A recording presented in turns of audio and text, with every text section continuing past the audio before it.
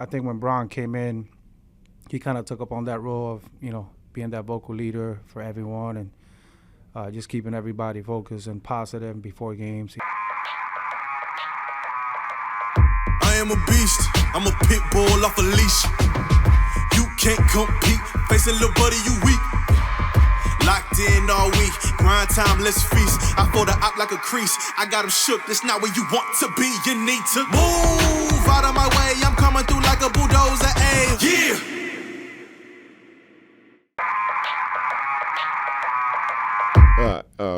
That's funny people say that because his IQ is so high. Like his IQ of the game of basketball is like breathing. So people might assume that, but Bron ain't trying to go out there, step on nobody's toes and everything. Like, yeah, he knows everything. He knows a lot, but he's not like he's gonna take over the coaching position. Like say like, nah, I'm the coach now. Like this is like, what's that movie? Where he's like, I'm the captain now. Like, nah, that's good. Nah, Bron not bugging out like that. Nah. On that team, on our Heat team, who you felt like was the vocal leader, and who's the leader that was like, follow my example? Man, I would say before Bron got there, UD Definitely took UD. on that role. I think he's always been extremely vocal, with having everybody focused and ready for games, and just having that dog mentality. He was somebody that pushed everyone, not only the bigs but the guards as well. So, and it's part of the culture that he was brought up when he started with the Heat. So, and then I think when Bron came in, he kind of took up on that role of being that vocal leader for everyone and just keeping everybody focused and positive before games. He was always a jokester, but Bron would he loves to joke around. But when it was time to prepare for games and being ready and watching film, he was always adamant about things that he believed in and just keeping everybody in a mindset where we all in this together and we got to be preparing for games the right way and things like that. So I like that about Bron, by the way. Yeah, I definitely agree with that. Bron was definitely one of the most vocal leaders for me when it came to the teams I played on and being around Hall of Famers and different leaders on the team. So I definitely could add to that. And not saying that D-Wade wasn't, too. Like, D-Wade, he was, he carried himself a different way than the other guys, but when he needed to be vocal, it was in the times where we were, either right. or we were not playing to the level that we were expected to play. So that's why I tell people all the time. I say D-Wade was a different type of leader, especially for me, because I feel like me and D-Wade was probably the closest out of, me and the big three. Just for seeing with D-Wade, his body wouldn't allow him to lead by example, I would say, as most would say, lead by example, just because we needed him more for the games that night. And we needed more 8 o'clock action than the 10 a.m. Running morning shoot around, knees cold. So, that was the thing about him. But once he got going, he locked in. You could tell that he was one of the leaders. You could tell you could lead by example. You could hear his voice. Yeah. Even before our little intro song, our fight song that we always were saying, he was the one that lead that. We fight, we fight. So D-Wade was definitely a vocal leader in his own way. So, that's always things. Yeah, shout out to D-Wade, Yep. man. I got a question for you, So B. I ain't like it. Well, What was the difference in the leadership you seen between Bron, D-Wade, CB, and Ray Allen? Since those were the kind of like the 4 leaders, and UD. Since those were kind of like the leaders on the team at that time. The older vets. Ray, because he was the oldest guy on the team. the Like difference? What was the difference? I'm saying who would you gravitate more to because of the style of their leadership out of those 5? Me personally, I gravitated towards Ray. Okay. Why was that? But it's like, because Ray always just seemed so calm. Ray always just seemed so like collected, cool. I remember one time, and this is random, this don't mean nothing. Like Ray know everything for some reason, right? Man, I remember Ray been around for a minute. I was humming a tune that like, you know, like you heard a tune somewhere before, and I just ain't know the song, but it was just stuck in my head all day. And I'm just humming it, And then out of nowhere, Ray starts singing the lyrics. And I was like, you know that song? He said, yeah, man, it's 1, 2, 3. I say, bro, I've been trying to figure that shit out all day. You know, and just Ray just that kind of just like, whatever you try to figure out, whatever you know, like Ray that type of person, like, bro, like, if he don't got the answers, like, bro, here, like, no matter how much time, he'll figure it out for you. He'll figure it out with you. Like, because now, if he don't know, it's like now it's irking his brain. Like, he want to know. You know what I'm saying? He's just a student of life. You know, so I used to just find myself, you know, in the morning talking to Ray, just pricking his brain. I used to love the cars he drive. I used to love, you know, I love how the way, just love the way he That's move. one thing. That's one thing I'll say about out of the 5 guys, like the 5 leaders, like one thing I respected most about them was the way they was able to be on everybody's level. You know, for Bron to be the superstar that he Bron's is, second to none with that. and then still come kick it with us, like. All we doing is playing video games, or like I remember training camp. Our first training camp in Florida, or at the military base.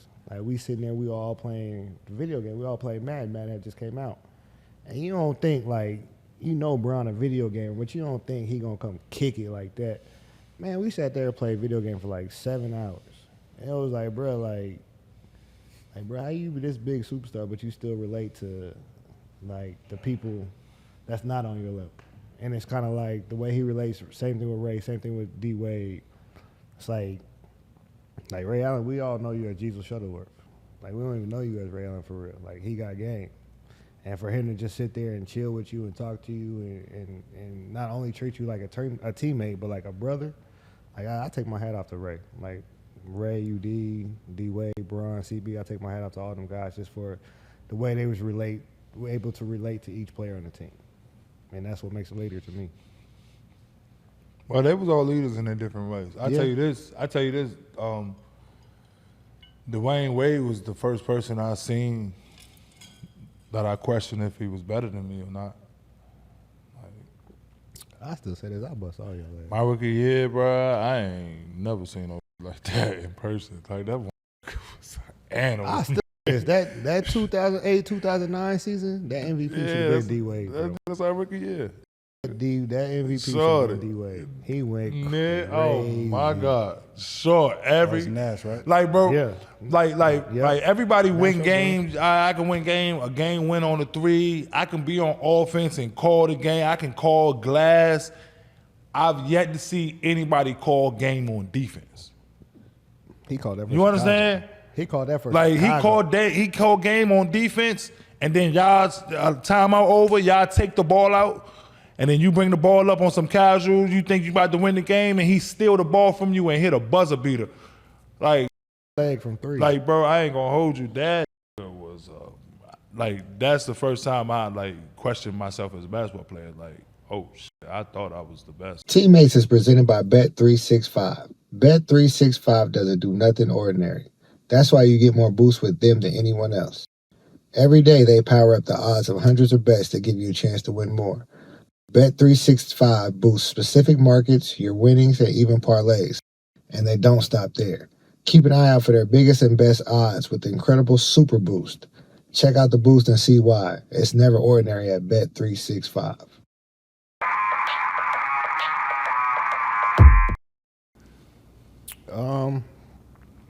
For me, I think the biggest thing is consistency is one, but being able to relate to all your teammates. And I feel like, for our leaders, they was able to do that from, Bron relating to Norris, being able to hang out with Norris, being able to hang out with me, and still be on that upper echelon where you're hanging out with D. Wade and Bosh, and they do what they do. But, for our those two guys, Bron and D. Wade, and then for UD, I think those are the real leaders of our team. And, just for UD being the heart and soul, being from Miami, he embodied the Heat culture. But UD also didn't take no shit. So, you couldn't come play around. You couldn't come lackadaisical to anything. UD was the man that made sure you came to work. Brown was the guy that was going to make sure you had fun and you enjoy work and, you enjoying every day that you show up to get better. And then D-Wade was just the guy, like, he going to come and get his work. You can follow him if you don't, but you just see it. So he's kind of a used vision to follow D-Wade. So that was kind of my perspective on those 3 guys of being the leaders of the team. I would say that's one thing. It's like for Spo to come back that year after we lost to Dallas in the finals. for the Spo to come back with a whole totally different offense and more space, more pace, that really opened up the door and let people, get to that individual game within the system. And I think that really helped us. That allowed me to play more pick and roll, which was my strength of my game, even if it was CB, D Wade, or Bron. Like either way, I could make reads off making them plays, and it was able for them to get off the ball and get easy points. So that was one thing that Spo did that really helped transition that Heat team was, a better offense, a different type of offense, I should say. And shout out to Chris too. Chris, I think he sacrificed the most out of everyone. Definitely did. Being the type of player he was and coming to Miami and just accepting his responsibility and never complain, he was always in his little corner reading a book. You know what I'm saying? But CB always. Yeah. He didn't bother nobody. He was always professional. So, and, he unfortunately, his career got cut short, but he was a true professional, man. He was always on time. He did his part, and like I said, never complained. And he was one of them quiet leaders too. Like you just sit back and just watch CB. He's like cool ass CB, man. CB cool. He just family guy, done. So Don't shout out to him nobody. for sure. And we had 17.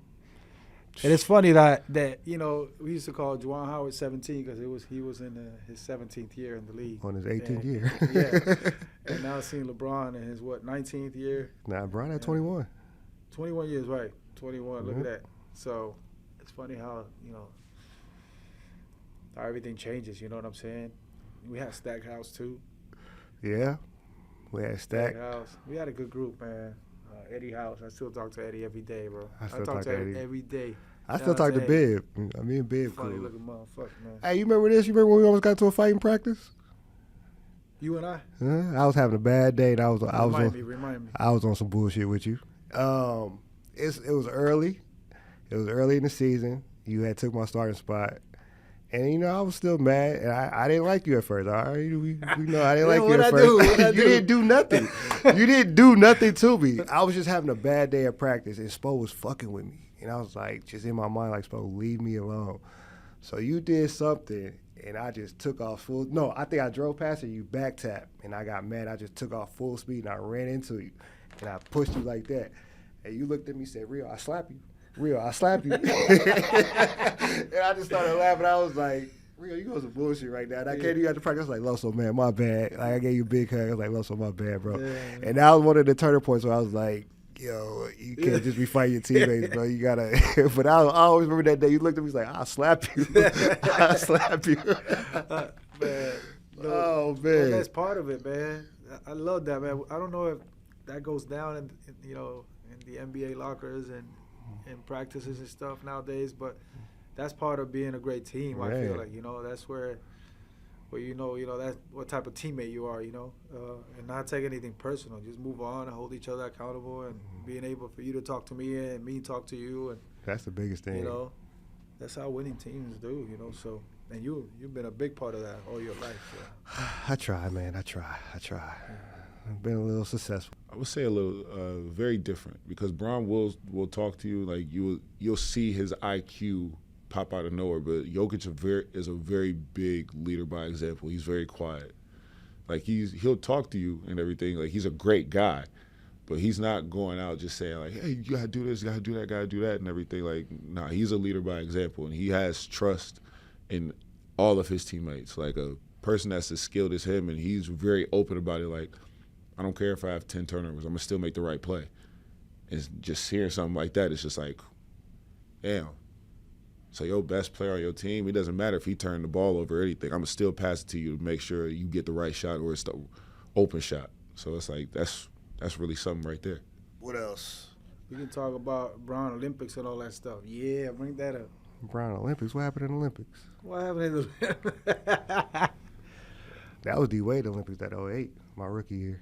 D-Wade was in the Olympics in 2004 with Brown. Yeah, they was trash. They were not trash. They were good. But they was trash compared to Olympic team. They were young. They was trash compared to Olympic team. What Olympic team? Any of them. All right, I'm not going to say trash. They wasn't that good. You can't compare USA team with the Dream Team. You know what I'm saying? Just times are different, for every other tournament you're taking different teams. You don't have that, that Bron, that KD. What that team Steph, you went crazy You know what on? I'm saying? What team you beat? Ooh, that's what we can Who talk was on about. that team? No, what team was that? Was that a dream team or was that a world team?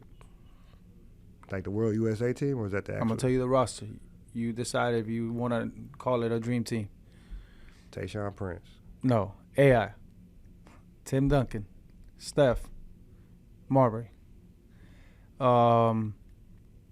Bron, Melo, D Wade. They D came off the Wade. bench. Who? They came off the bench. Yeah. No. Yeah, they Yeah, did. you're right. Dwight D Howard. Wade might have started. Nope. Dwight wasn't there. Sean Marion, Richard Jefferson, Boozer. Why are you laughing? They were good players. They all good They were players. solid. They made it to the They're NBA, but not that's good not- players. They were all-stars. I'm not taking that away from They you, were but that's not the all-stars. dream team. Like, there's only one dream team. But that was it. They had some good players. They had a mixture of young players coming in. But and they didn't then play the young They players. had the big dogs, you know what I'm saying? They had the Larry Tim Brown was their Duncans. coach. Larry Brown don't like young players. Legendary coach. He went to Popovich Kansas. was an assistant coach. Larry Brown coached at KU, so yeah, I love Larry Brown. That's what I'm but saying. I'm just So saying, they had he didn't legendary like- coaches. He They had didn't like legend- young players. So I'm saying if they would have won, No, They we would've not been, gonna, second we dream gonna team. still give y'all credit, Lo. So you did your thing. there Lo. was a Like, reason.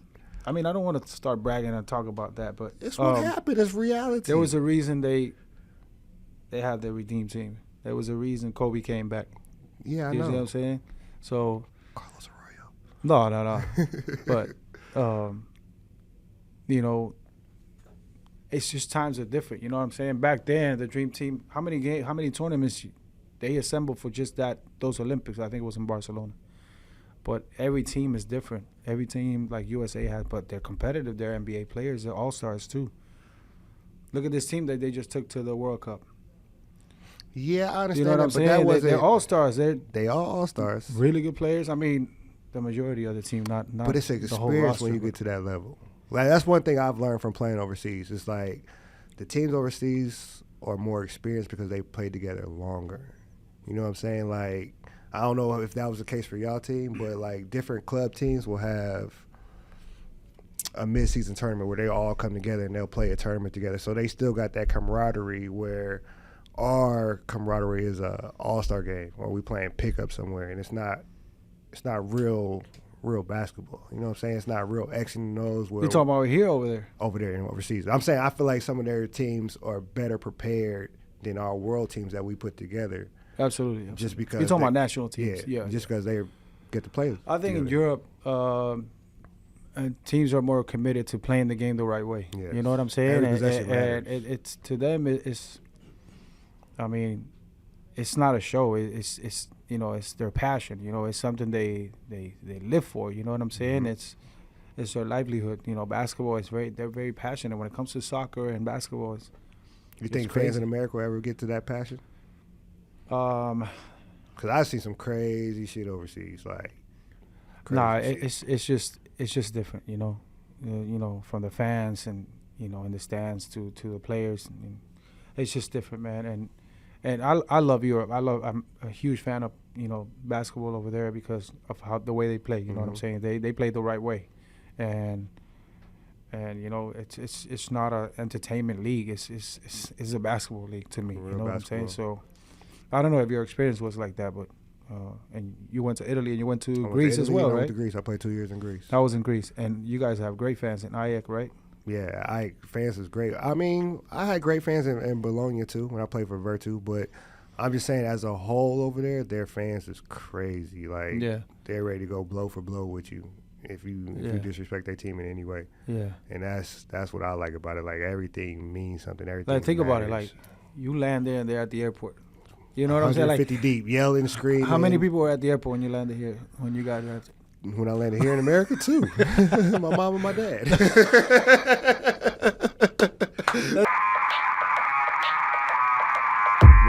Certain rooting on players the were Dallas close, Mavericks. like Bron, D Wade, CB were close. But yeah, that team was a whole new team. For me especially, I had a whole bunch of new teammates, new people that I never seen before. New people I had to learn how how they move, how they play the game, what they like to do on the basketball court, how they play the game. So, yeah, I don't think we really gelled that much that first year. I mean, it went through struggles because it was just, guys didn't have that chemistry right then and there. We weren't at first at the start of the season. We weren't as close because guys were still working out here and there and everything. So it took time for us to gain that trust and camaraderie a little bit. But I felt like if it would have stayed with it, it would have gotten better. But who knows? Now we fast forward to this time where I got traded. I'm like, bro, out of all, You think they did it on purpose? I was in my feelings. So when you're in your feelings, you don't think clear. Yes. Yeah. Y'all trying to end me. So I'm like, out of all teams, y'all. Yeah, I never thought about that. You did hit the shot against Memphis. Huh? Y'all sent me to Memphis, bro. The one city where I'm hated in. Hated. So boom. I fuck with get Memphis. traded. Memphis. I get Hey, to shout out to Memphis. my niggas in Memphis. Yeah, I love Memphis, bro. I get to Memphis, I get traded. Welcome arms. Like this, I think this was the best thing for my career because when I got traded, instead of being looked at as a little brother in Miami, I was looked at as a leader in Memphis because there's only two people that got rings, me and TA. And Tony Allen, shout out, that's my guy, TA. Ain't nobody messing with TA. TA crazy ass. Like they ain't messing with TA. So once TA stamped me with the leadership role, I got everybody listening to me. And I'm coming off the bench. I got Marcus All listening to me, Zebo, TA listening to me, Mike Conley listening to me.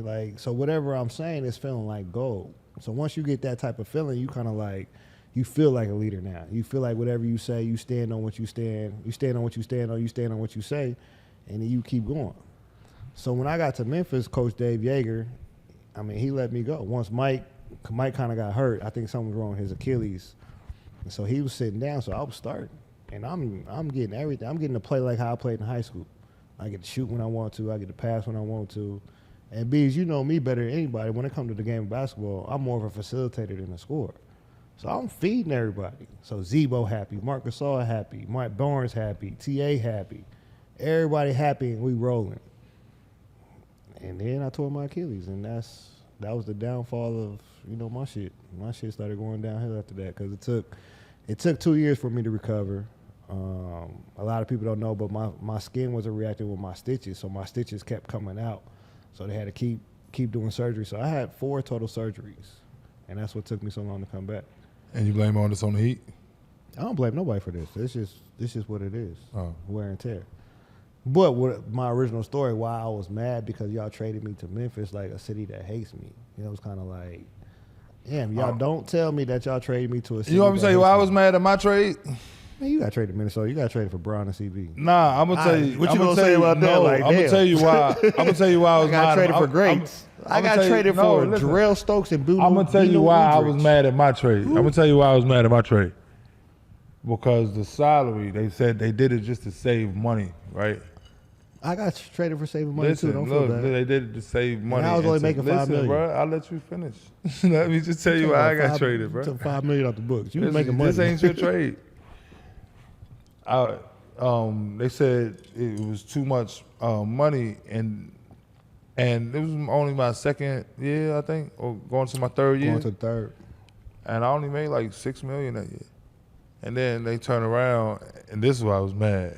They turn around and sign Mike Miller for the 3-year, 18. I'm like, what the f-? I could have just kept. Just tell me to shoot some threes for a year. I could have kept me for at least 1 year. I ain't do shit to the salary. Hey, but I ain't gonna lie, bro. Could you imagine that team? Me, you, D-Wade, Brown, and CB? No, because I was on the bench. But I'm just saying, even the minutes that we got together in 2013, like I remember in practice when me and Brown was on the same team. I got no shot. I do remember this. None. I remember in practice, me and Brown was on the same team. It was like a cheat code. Oh my God, I remember that part. But like as far as who's your point guard, me or Norris? I don't remember that. I want to say D-Wade. Hell no, it wasn't me and Norris. I'm telling you, it was this one drill. Drill. Yeah, it was one drill. Me, I was on the right side. D-Wade on the right. I was on the left side. Brian was on the right side. I don't know. We was running the play. I don't know who was the big, the 4 and the 5, but pistol. I'm talking about like me and Brian used to run that drill like 5 minutes straight. We ain't scoring. I think so. Yeah. Yeah, pistol. Yeah. But playing with y'all, bro, I used to hate watching that shit, man. I used to hate watching that shit.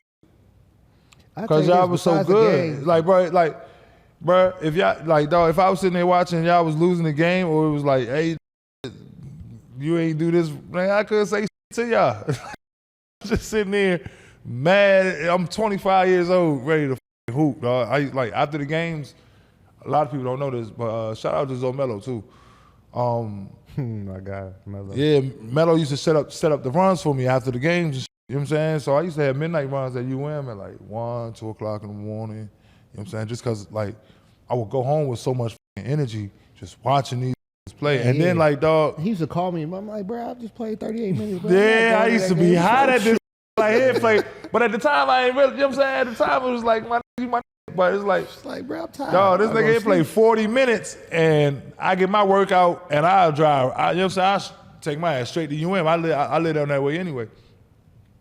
Hey, Shorty, we got 12 in this motherfucker today. What you want to do? And it's like 1 a.m., 2 a.m. Like, man, we used to get it in.